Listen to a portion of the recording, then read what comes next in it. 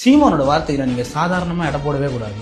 ஒரு அப்துல் கலாம் கூட சொல்லுவார், don't judge a book by its கவர்னு சொல்லுவாங்க. ஏன் அப்படின்னு சொல்றாங்கன்னா, இலங்கையில போர் நடந்துட்டு இருக்கிறப்போ மீனவர்கள் இங்க நிறைய பேர் பாதிக்கப்பட்டாங்க. அப்போ சீமான் சொன்ன வார்த்தை என் மீனவனை தொட்டா நான் உன் மாணவனை தொடுவேன்னு. சின்ன கட்சி நாம் தமிழர் கட்சி தொடங்க கூட இல்லைன்னு நினைக்கிறேன். அந்த காலகட்டத்தில் தேசிய பாதுகாப்பு சட்டம் அன்னைக்கு அவர் சொன்ன அந்த வார்த்தை இலங்கைக்குள்ள பல தாக்கத்தை ஏற்படுத்துங்க. இலங்கையில இருந்து வந்த விமானத்துல ஒரே ஒருத்தன் யங்ஸ்டர்ஸ் இல்ல. ஏன்னா பயம். பேனா நீ வச்சு பாரு, நான் உடைக்கல என்னன்னு நீ கேளு. பேனா வைக்கல, பரந்தூர் விமான நிலையம் இன்னைக்கு வேலை நடக்கல. அதான் அடுத்து ஹரிதாப்பட்டியில சத்தியமணி சொல்றேன், இங்க அது வராது. டங்ஸ்டன் இங்க வராது, வரல.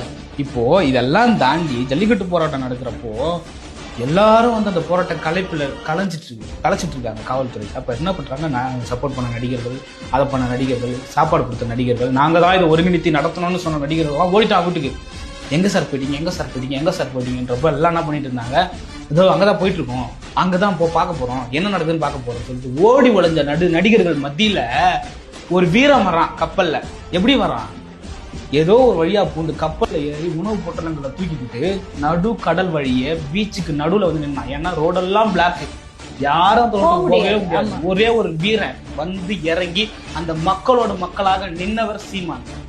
சும்மாதான் நீங்க இடம் போடக்கூடாத வார்த்தை. இன்னைக்கு நாம் தமிழர் நினைச்சா எஸ்ஐஆர் நடத்த முடியாது, எந்த எலெக்ஷனும் நடத்த முடியாது. அந்த அளவுக்கு வலிமையான ஒரு போர்ஸை வச்சுட்டு இருக்கக்கூடிய ஒரு கட்சியா நாம் தமிழர் கட்சி நிற்கிது. அப்பதான் மக்கள் என்ன பண்ணணும், இதை பார்க்கணும். புரிஞ்சு, சீமான் தானே நமக்காக பேசுறான்.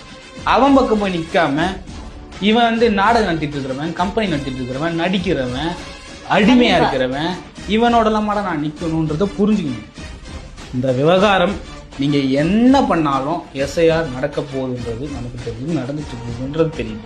ஒருவேளை இதை கம்ப்ளீட் பண்ணிட்டாங்க அப்படின்னா வரக்கூடிய தேர்தல்ல, இல்லைன்னா 29 தேர்தல்ல தமிழ்நாட்டை யாரும் காப்பாற்றவே முடியாது. கண்டிப்பா, முக்கியமா தமிழர்களின் நிலை அதோகதி அப்படின்ற மாதிரி. இந்த இடத்துல ஒரே ஒரு போப்பு தான், ஒரே ஒருத்தர் தான் நமக்கு ஒரு பக்கபலமாக, ஒரு ஆயுதமாக எஸ்ஐஆருக்கு எதிராக. எஸ்ஐஆரே நடந்தாலும் வட இந்தியா ஓட்டு போட விட மாட்டாங்க. நீங்க நம்புறீங்களா?